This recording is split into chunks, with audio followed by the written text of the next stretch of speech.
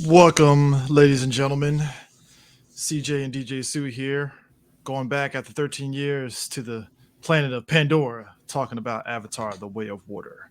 or Uh, as I would like to call, hey CJ, let's go ahead and fire up that RTX 4090 and let's run a 3 hour long benchmark.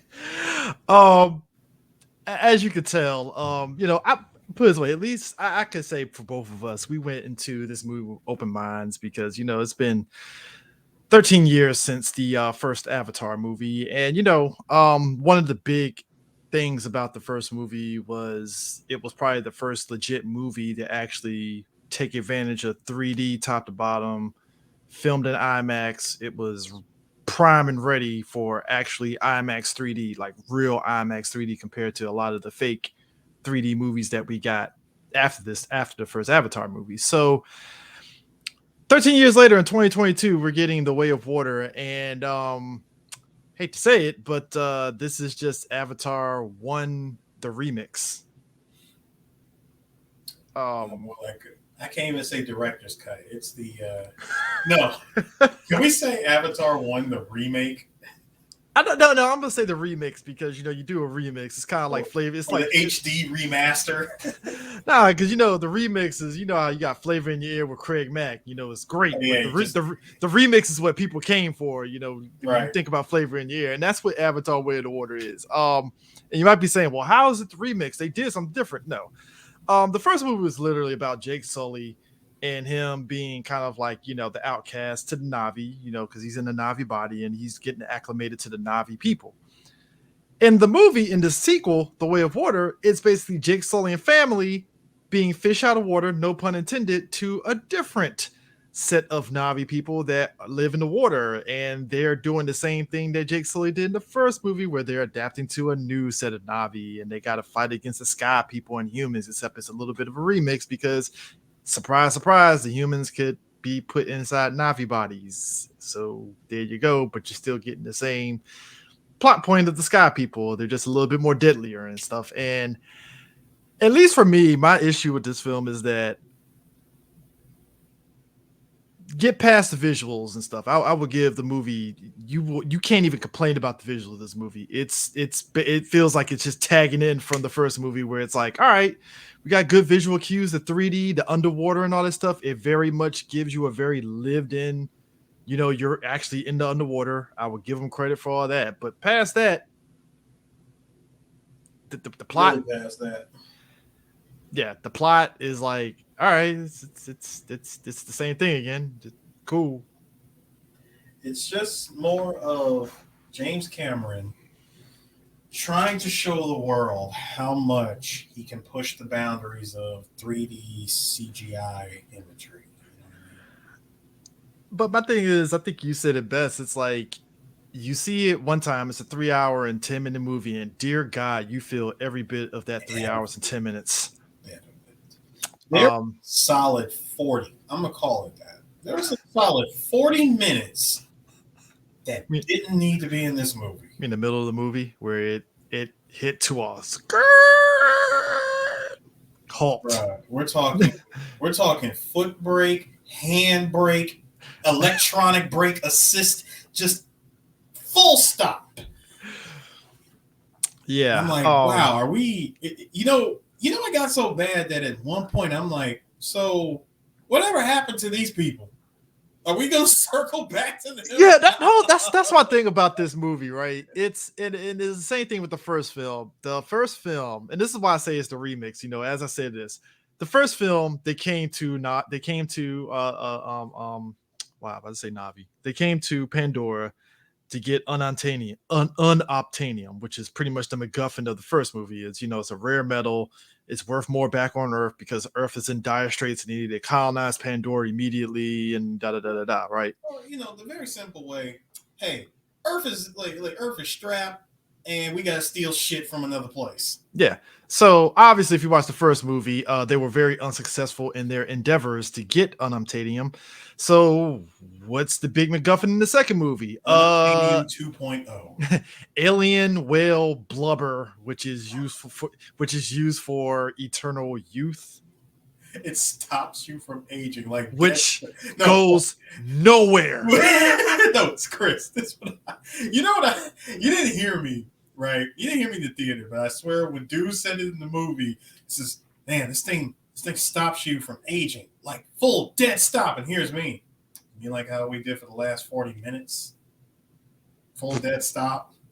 And it goes nowhere because they're never going to revisit that. It's just Never revisit it it's a again. resource like the first movie. I'm like, so we're not going to go into this. And also, if Earth is in dire straits, so they still got so much material they can send more people back and they can make more. I'm curious on the state of Earth. Like it's Where to me where are you spending the money, dog? this is my issue with Avatar, both movies so I need to far. see receipts. It's the illusion of world building, and it's barely world building. And I'm not asking for expansive. Do not take this the wrong way. No, It's just like over 3 hours is more than enough time for you to give me all the expansion you need. it's just my biggest issue is this.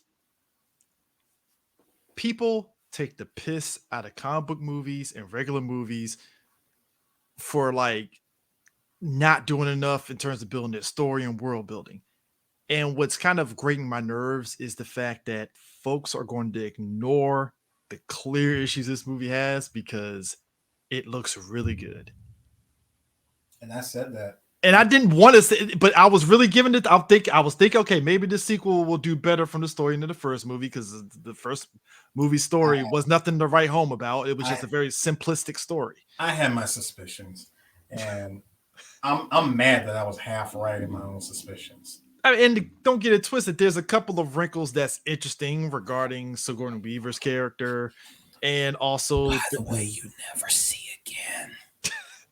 and a human character that apparently hangs out with the Navi. And I'm like, all right, that's interesting. It went someplace, but it's like, all right, cool, kind of thing. But other than that, it's like because we still needed that human interaction with with the Navi element. Because it's not Avatar if it's not humans. Sorry, sky people interacting with them.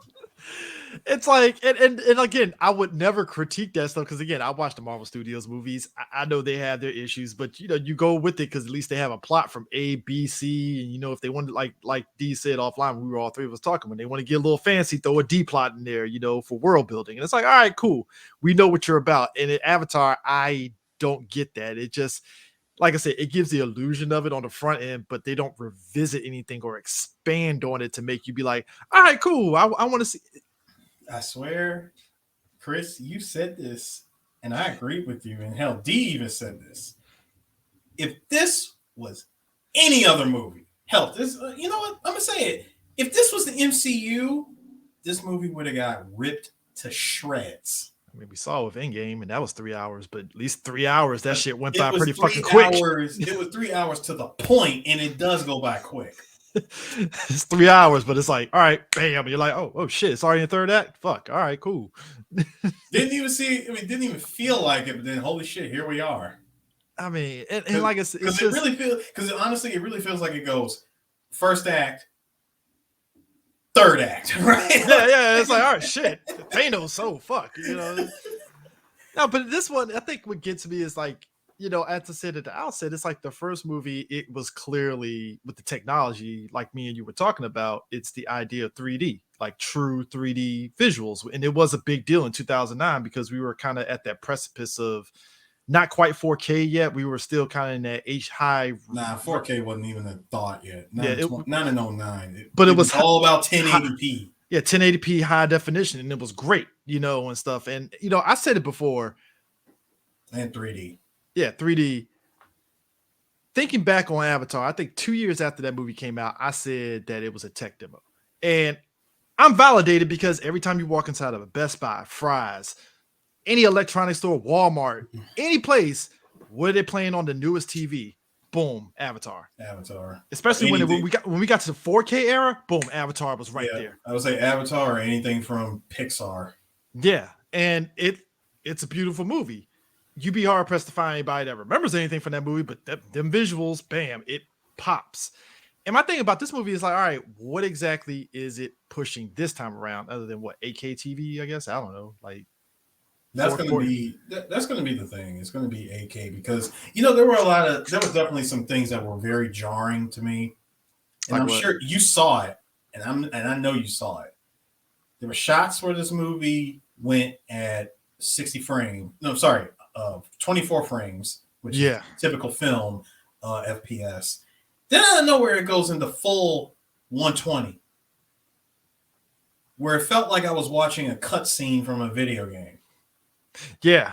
Yeah. Cause it's in it because like I said, the 24 frames, it felt like it's in the underwater sequences that it's like 24 frames, at least to me, because it had that very like No, the underwater definitely went. It was definitely more 120. you think it A was lot. 120? It was like because there were so many shots, whether it was for the 3D or whatever, where it was way smoother than a lot of the shots above ground. Yeah. A lot of Yeah. the above ground shots went into full filmmaker mode, where it's 24 frames a second, Well, the and action then scenes. Yeah. or The the act. action scenes. Yeah. But even some action scenes went 120, Yeah. and it's like a split second. I was like, okay, 24, 120, 24, 120. And it just goes so in and out that, Yeah. unless you're like, or is what we call pixel peeping, unless you're like really pixel peeping, you wouldn't notice it unless somebody told you. Yeah, I mean, if you're a very big visual effects nut, like there's a lot about this movie visually that you'll notice. Like even like the water effects at one point, like one of the characters is tying like a rope around a creature that they're using, and it looks very realistic, like a human hand is Yep. tying this up. Like it's realistic as shit. And you're like, how the fuck did they film this shit? This shit look like fucking legit as hell. And it's those little small little details and stuff. And granted, that scene was kind of sort of in the movie, in the trailers briefly, but it's that plus other things. You're like, and like I said, the underwater stuff really makes you feel like you're underwater, Mm. definitely. But that's what you were saying, the video game aspect of it and stuff. But it didn't feel like video gamey. But there is a particular action sequence in this movie where it's like, And well, when I refer to video game, I'm talking about super narrative heavy video game okay. that relies on a whole lot of talking and cutscenes. So like kind of like Metal Gear Solid 5-ish. In a way, yes. Yeah, like when they're like getting inside a vehicle and they're talking and it's a cutscene, but it feels like it's Metal lived in. kind of I would say Metal Gear / Uncharted ish. Yeah. Yeah. But yeah, just past that, like I said, the music choices was fine. I thought that worked. Like I said, Yeah, visuals music was was fine. good. Music fine. Acting was fine. I will say that Zoe Saldana's character, her character actually takes a back seat in this film. I was kind of shocked about that. Well, I got an answer for that. Mm-hmm. Nateri takes a back seat in this film. Well, my response, my only response to that is Guardians 3. I mean, who could be? Who knows? I don't know. It's like she takes a back seat, and it's really about Jake and Nateri's family kind of being the next in line and stuff because it's a focus on Jake's two sons, the youngest and the oldest, and it plays on the typical trope of the youngest feeling like he's not up to snuff to the oldest, and he's always fucking up and messing up and stuff. Consistent. Middle child syndrome. Yeah, they're the baby of the group. She's what you think of a kid. She plays a part, but it's enough to be like, oh, she plays a part. Cool. The adopted daughter, that's the one that's dealing with Sigourney Weaver's character, which I'm like, okay, that's interesting, but it would be nice to kind of explore that a little bit. Again, it was nice seeing DH Sigourney Weaver, and just Who like voices that that, character, by the way? yeah, and just like that, never seen again. Never seen again. She's there. Her character is there, and it's like, okay, Easiest check ever. Yeah. Clearly, if the first movie, the Navi of the of the forest, were based around African tribes, this new group of Navi is based off of Polynesian Samoan tribes, basically. Yes. Very much so. Like, hey, hi Cliff Curtis, how's it going? Yep. Like, So as soon as he started talking, I was like, "That's Cliff Curtis." Ain't no goddamn way you're gonna tell me that's not Cliff Curtis. I was like, "Yes, Cliff Curtis." the whole Hi. dude, the moment he talked, I was like, Cliff. Hi, Good to Cliff. see you. Listen, you got to check out of this movie too. It's like, "Hi, Cliff. How's it going there, buddy?" It's like fucking Kiwi, motherfucking Kiwi. A Kiwi is playing that. Which this is like the second time he's playing something similar to Samoan because he was in Hobbs and Shaw as The Rock's brother and shit. Full blown Samoan. That thick ass beard too. Motherfucker can't grow a beard for shit. Now you got a beard. Fuck. um, the humor. I half expected his character to have a beard. Nah, that'd be too on the nose at that point. It's like, bro, it would now, be. now if you grow beards, goddamn. Apparently they can grow fucking damn. They can cornrow their heads though, can't they? Get some dreads and shit. Well, think about it. This the new Navi, so we can do whatever the hell we want. Oh, well, sir, they're not new because they're this is their planet. They're just the water tribe. Well, I'm talking about new to this movie. Oh, new to this movie, yeah, they're new to this movie. Which means the third movie, we're gonna deal with sky people afterwards. Sky Navi. Dude, after seeing what they did with them in this movie by taking humans and turning them into Navi, I said, okay, this is only going to go nowhere but bad. I mean, because we got land Navi with Jake and them. We got the sea Navi.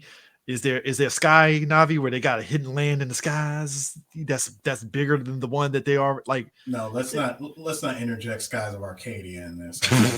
let's not do that. I would say this: the villains Sky are pirate people. I don't want to sit there and say this because I don't mind cartoony villains, but man, the bad guys, there's like no 3-dimension to them. They're just evil, and that's it. There's no like, okay, maybe no, they're evil. Which that probably was the weakest point for me. Like the main I got quota, dude. Not just quota. You also got the other bad guys. Like, oh my god, we got a revenge plot in this movie. It reminded me of, you know what it reminded me of? Lost World Jurassic Park 2. Remember when they were sitting on there and they were watching all the dinosaurs get corralled? It's like, man, how dare they come here and take away all this? Like, why are we doing this? Oh my god. I just think for me, like I say, I enjoyed the first movie because for what it was, to me, it took me like maybe some months later to kind of have like a moment to myself because I saw that movie twice in theaters, the first movie, and it went into the third time that when I sat there and watched it on Blu-ray, and I was like, "There's really nothing to this movie plot." I'm not going to remember this movie 10 years from now. It was just one of those things because even when it came on cable, it was always background noise. Like, all right, what happened? All right, cool. All right, background noise. So again, it's not to say I had high hopes about the sequel. It was just kind of like, all right, you're gonna get wow us with visuals. What's your story? Can you at least give me something that's at least a little bit better than the first movie? And then it's like, oh, so we just remixed the first movie. I guess the question I would have for you is it better than the first one? Yes, on the surface, you can say James Cameron made the same movie. It's slightly better, just slightly, but it's nothing significant because at least in my head, if this would have came out 3 years after the first movie, it would have been a huge game changer, easily. Especially you're talking about 2012, so you're talking after Avengers. It would have been like a huge like, oh shit, okay, cool.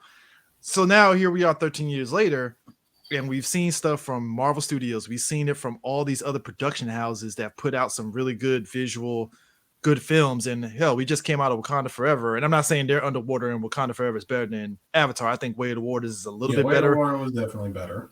It was better, but I think it was just, if anything, I can't even really say it's really an apples and orange comparisons because it's kind of the equivalent of Wakanda Forever filmed it.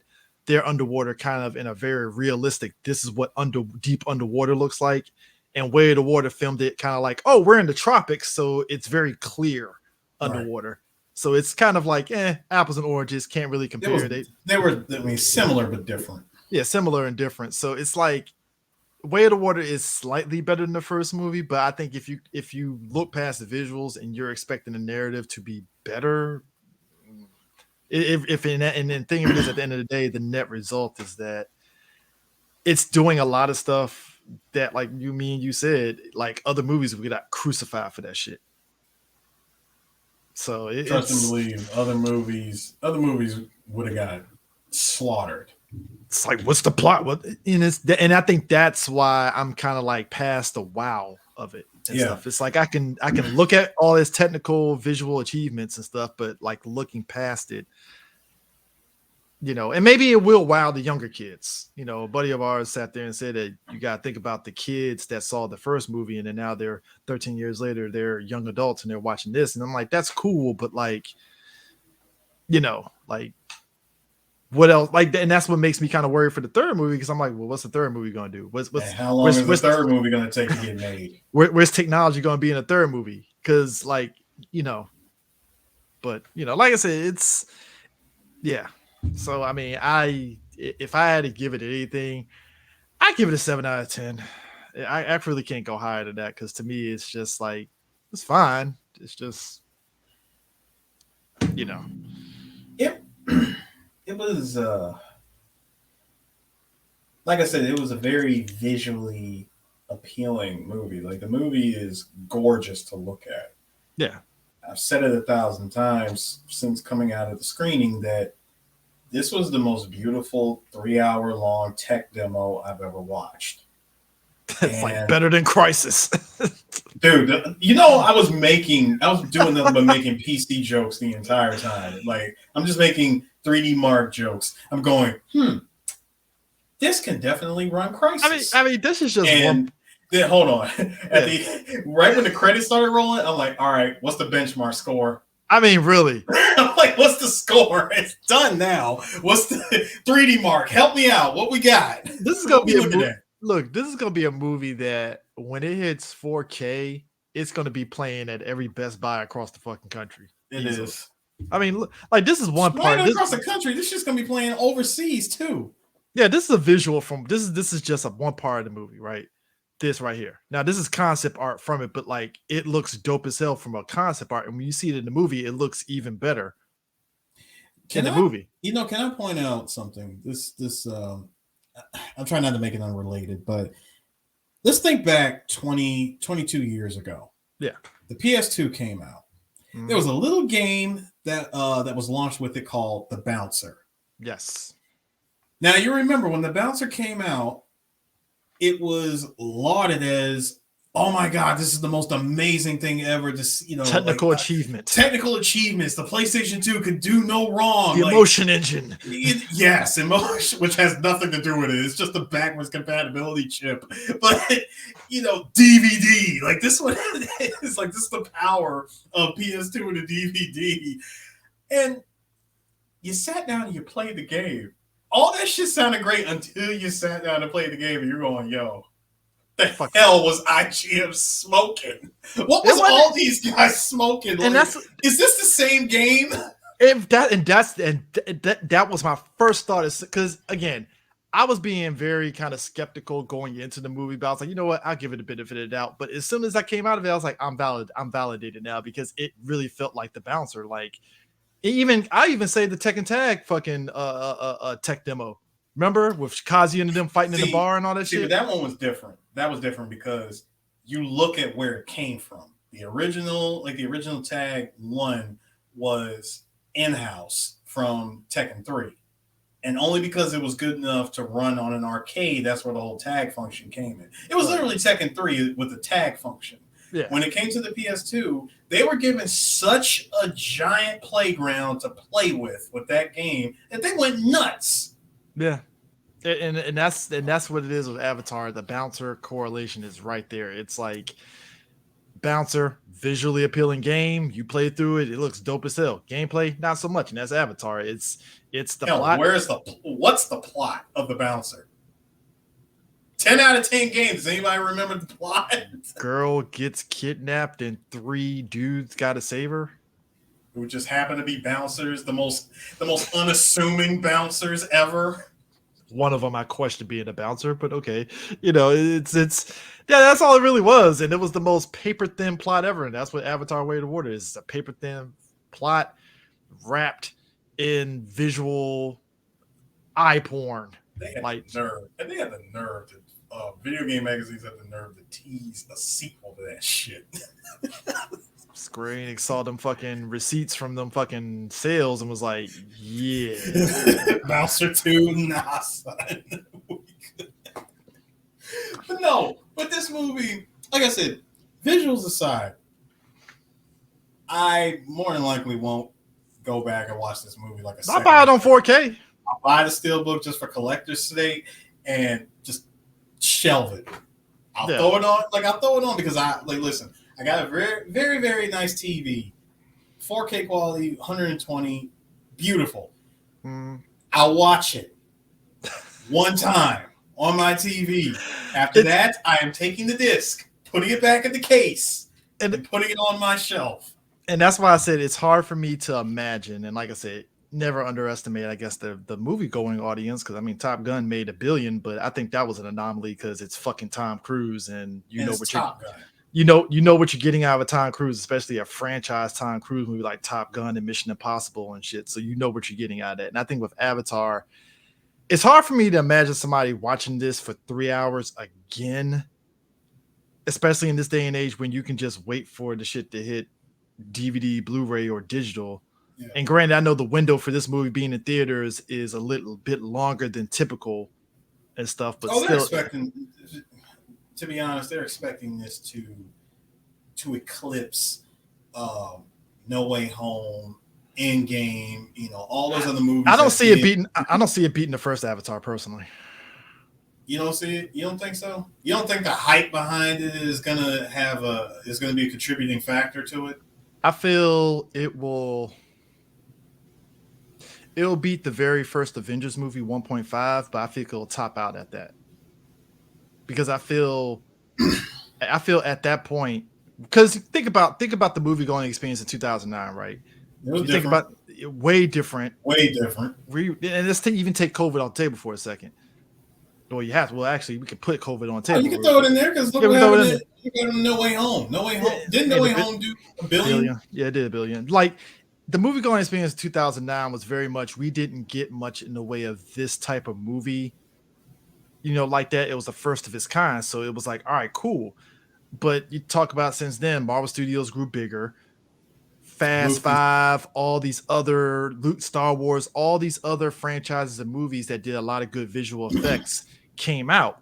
So it's kind of like now with COVID, the movie going experience is like, well, is this worth my time? All right, cool. I'll watch it, but is this worth it for me to watch it again? And again, when I could wait for the digital after seeing it the first time, be like, all right, well, I'll wait for it to hit digital. I'll watch it again. And I will say that, I'm not trying to tell people to not go see this movie. No, go see this movie. Go check it out, please. If you can, Dolby Vision, 3D, IMAX, whatever. Just, pay the extra money and watch it for the technological achievements that it was able to make.